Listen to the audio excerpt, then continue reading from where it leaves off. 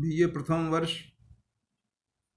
हिंदी प्रथम पत्र के अंतर्गत अभी हम लोग मीरा पदावली के कुछ पदों की व्याख्या करेंगे। उसका पद है, हेरी माँ नंद को गुमानो महारे मन रे बस्यो, गहे द्रुम डार कदम की ठाढ़ो, मृदु मुस्काय महारी और हंस्यो, पीतांबर कटिकाछ निकाछे, रतन जटित सिर मुकुट कस्यो, मीरा के प्रभु गिरधर नागर, निरख वदन महारो मनरो फस्यो।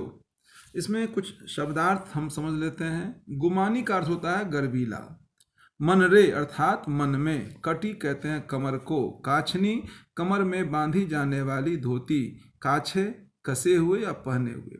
इसमें मीरा ने अपने आराध्य श्री कृष्ण की माधुर्य रूप छवि को वर्णित किया है। इसमें मीरा कहती है, हे सखी, नंद जी का वह गर्वीला पुत्र, हे रीमा, नंद को गुमानी मारो मनरो बस्यो, मेरे मन में बस गया है। गहे द्रुम डार कदम की ठारो, गहे मतलब पकड़े हुआ, कदम की डाल पकड़े खड़ा हुआ, मेरी ओर मुस्कुरा कर हंस दिया। गहे द्रुमडार कदम की ठारो, मृदु मुस्काय महारी और हंसियो, मेरी तरफ देख करके मुस्कुराने लगा, हंसने लगा। पीतांबर कटिकाछ निकाछे, रतन जटित सिर मुकुट कस्यो, अर्थात कह रहे हैं वह उस समय कृष्ण के लिए कह रहे हैं पीतांबर धारण किए हुए थे तथा उनकी कमर में धोती, कछनी का अर्थ, एवं मस्तक पर रत्न से जटित मुकुट सुशोभित हो रही थी। मीरा के प्रभु गिरधर नागर, मीरा के प्रभु जो गिरधर नागर अर्थात श्री कृष्ण जो हैं, निरख वदन महारो मनरो फस्यो, उनकी जिनकी अपूर्व मुख की छवि को देखकर मेरा मन बरबस उनकी ओर आकृष्ट हुआ, उनमें फंस गया, अर्थात उनके रूप सौंदर्य के सम्मोहन से मेरा मन अपने वश में नहीं रहा। मीरा इस पंक्ति के माध्यम से अपने आराध्य श्री कृष्ण के रूप सौंदर्य का स्वाभाविक वर्णन किया है और अपनी आसक्ति को प्रकट किया है। गुमानी शब्द के प्रयोग के माध्यम से कवयित्री मीरा की आत्मीयता व्यंजित होती है और मनरो फस्यो का प्रयोग अत्यंत भावपूर्ण हुआ है।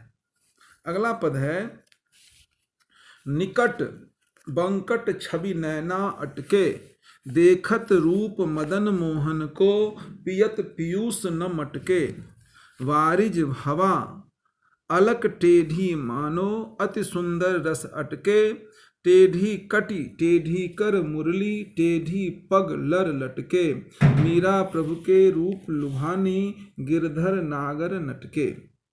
इसमें निपट का अर्थ होता है नितांत, एकदम।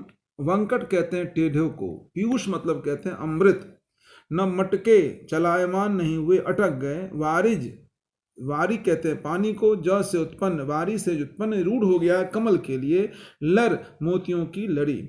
इस पंक्ति के माध्यम से मीरा ने अपने मन में कृष्ण आराध्य कृष्ण के प्रति अपनी भावना व्यक्त की है। मीरा कह रही हैं, निपट बंकट छवि नैना अटके, मीराबाई कह रही हैं मेरी आंखों में कृष्ण की बंकिम छवि हमेशा के लिए अटक गई हैं, रह गई हैं। देखत रूप मदन मोहन को, उनके रूप स्वरूप मदन मोहन अर्थात कृष्ण के सुंदर रूप लावण्य को देख करके, पीयूष न मटके, कृष्ण के अनुपम सौंदर्य को देखकर नेत्र इस रूप सुधा का पान करके अघाते नहीं हैं, और उनकी ये छवि उनके आंखों में समा गई है। उनकी जो त्रिभंगी मूर्ति है, उनकी मुद्रा जो है उनके आंखों से निकाले नहीं लिखती, कहती है। देखत रूप मदन मोहन को, पियत पीयूष न मटके, वारिज भवा, उनकी जो भवें हैं जो कमल के सदृश हैं, उनके कमल से कमनीय मुख पर काली भौएं और वारिज भवा अलक टेढ़ी घुंघराले केस ऐसी लगती है अति सुगंध रस मटके। जो नयन भ्रमर उसके गंध माधुरी में अटक गए हैं और उसके सुगंध संभार में खो गए हैं, उनके सुंदर सौंदर्य में उनके मन अटक गए हैं। फिर कह रहे हैं टेढ़ी कर, त्रिभंगी मुद्रा में अपने कटी को टेढ़ा किए हुए हैं, हाथों में मुरली पकड़ने का ढंग भी टेढ़ा है, मुरली टेढ़ी पर लट लट के। त्रिभंगी मुद्रा के माध्यम से जो कवि इसमें कह रहे हैं, जो वंशी वादन करने के समय उनकी कमर टेढ़ी हो गई हैं तथा अपने हाथों में मुरली धारण किए हुए हैं, और इतना ही नहीं उनकी टेढ़ी जो पाग है, पगड़ी है, सुंदर लगती है, और उनके बीच लटकती हुई मोलियों की माला तो और अधिक शोभा प्रदान कर रही है। इसलिए कह रही है, मीरा कह रही है, मीरा रूप प्रभु के रूप लुभानी गिरधर नागर नटके। इसलिए मीरा उनके सुंदर रूप सौंदर्य को निर्निमेष निहारती रहती है, उस छवि को देखती रहती है। इस कारण से उनका रूप उनके प्रति सम्मोहित है, आकर्षित है। इसमें कवि ने जहाँ जो कह रहे हैं वारिज भवा अलक टेढ़ी मानो अति सुगंध रस मटके, इसमें उत्प्रेक्षा अलंकार का कवि ने सुंदर प्रयोग किया है। भाषा बड़ी सहज, सरल और बोधगम्य है। अगला पद है जब ते मोहि नंद नंदन दृष्ट परिमाई, तब ते परलोक कछु न सुहाई। मोरन की चंद्रकला शीस मुकुट सोहे, केसर को तिलक भाल तीन लोक मोहे।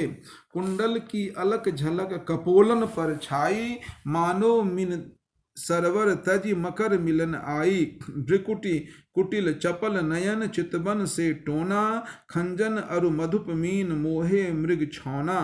अधर बिंब अरुण नयन मधुर मंद हासी, दसन दमक दारिम द्युति दम के चपलासी। कंब कंठ भुज विशाल ग्रीव तीन रेखा, नटवर को भेष मानु सकल गुण विशेखा।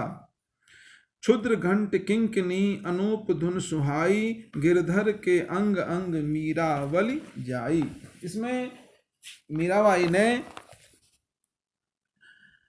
अपनी कृष्ण की माधुरी छवि और उसकी रूपा शक्ति के प्रभाव को चित्रित किया है। इसमें कुछ शब्दों का अर्थ देखते हैं। नंद नंदन अर्थात नंद के पुत्र कृष्ण, सुहाई अच्छा लगना, मीन कहते हैं मछली को, सरवर तालाब, मकर, मकर का अर्थ मछली के अर्थ में भी और मगरमच्छ के अर्थ में होता है, टोना जादू, क्षुद्र लघु। इसमें कह रहे हैं जब ते मोहि नंद नंदन दृष्ट परियोमाई। मीरा अपनी सखी के समक्ष अपने भावों को व्यक्त करती हुई कहती है, हे सखी, जब से मैंने अपनी आंखों से, जब से मेरी दृष्टि कृष्ण के रूप सौंदर्य पर पड़ी है, तब ते उस दिन से परलोक लोक कछु न सुहाई। उस दिन से जब से मैंने अपनी दृष्टि से कृष्ण को देखा है, तब से मेरी दशा विचित्र हो गई है। तब से मुझे लोक परलोक में कुछ भी आकर्षक चित्ताकर्षक चीजें मुझे कुछ नहीं सुहाती है, सब मुझे फिजूल लगता है। केवल कृष्ण के रूप सौंदर्य को निहारती रहूं, वही मेरे भाव, ऐसा मेरे मन में भाव उत्पन्न होता है।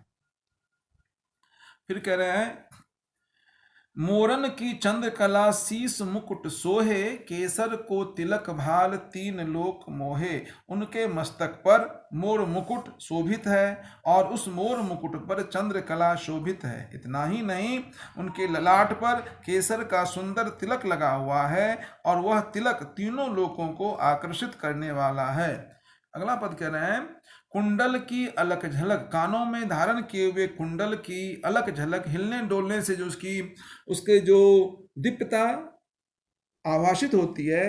कुंडल की अलक झलक कपोलन पर छाई, कह रहे हैं उनके कानों में सुंदर मकर की आकृति का कुंडल और उन कुंडलों का प्रतिबिंब उनके कपोलों पर जो पड़ रहा है, इससे उनका रूप सौंदर्य और अच्छा लग रहा है।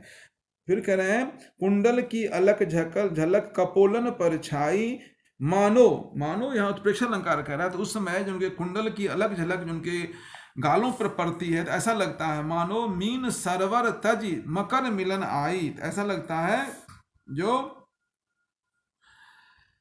मानो अलक रूपी मछलियां सरोवर को छोड़कर कुंडलों की मकराकृति प्रतिबिंब से मिलने के लिए कपोलों तक आ पहुंची है।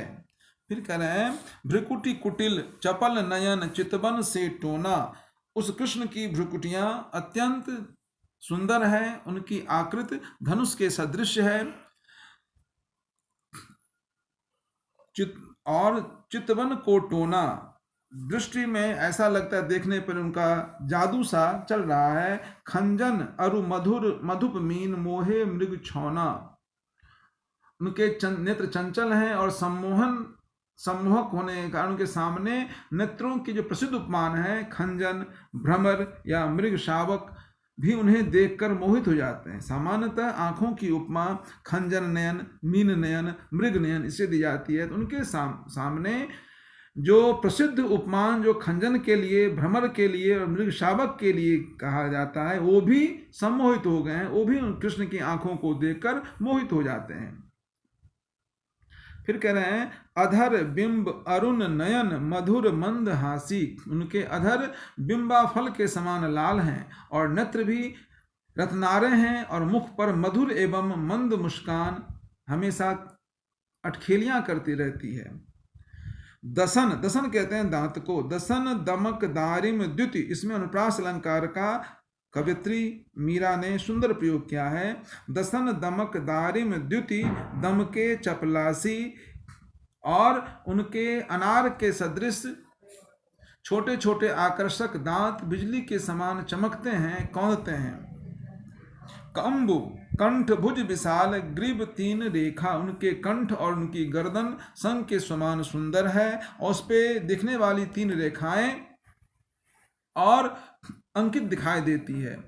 उनकी भुजाएं विशाल है। नटवर को वेश मानु सकल गुण विशेषा, नटवर आया कृष्ण के लिए, वास्तव में कृष्ण की सभी कलाओं से परिपूर्ण नटवर नटनागर हैं। उनकी कमर की करगनी क्षुद्र घंट कंकनी अनुप धुन सुहाई, जब वो चलते हैं तो उनके कमर से जो कंकनी की जो आवाज़ सुनाई पड़ती है, किंकनी की जो आवाज़ सुनाई पड़ती है, कमर में करघनी शोभित रहती है। छोटी छोटी घंटियां हैं, इन घंटियों से मधुर मधुर ध्वनि निकलती है जो मन को आकृष्ट करती हैं, मन को सुकून पहुंचाती हैं। अनुप धुन सुहाई गिरधर के अंग अंग मीरा बलि जाई, अंत में मीरा कहती हैं मैं अपने आराध्य श्री कृष्ण के अंग प्रत्यंगों की शोभा पर न्यौछावर हूँ, उन पर अपने आप को समर्पित करने को तैयार हूँ। इस पद के माध्यम से मीरा ने कृष्ण के अद्भुत रूप सौंदर्य को चित्रित किया है। मीरा को लोक परलोक की सुंदर से सुंदर वस्तुओं भी कृष्ण के सौंदर्य के सामने में निष्प्रभ और क्रांतिहीन प्रतीत होती है। इसमें कवियत्री ने अनुप्रास का, उपमा का और प्रेक्षा का बड़ा ही अद्भुत और मनोरम चित्रण किया है।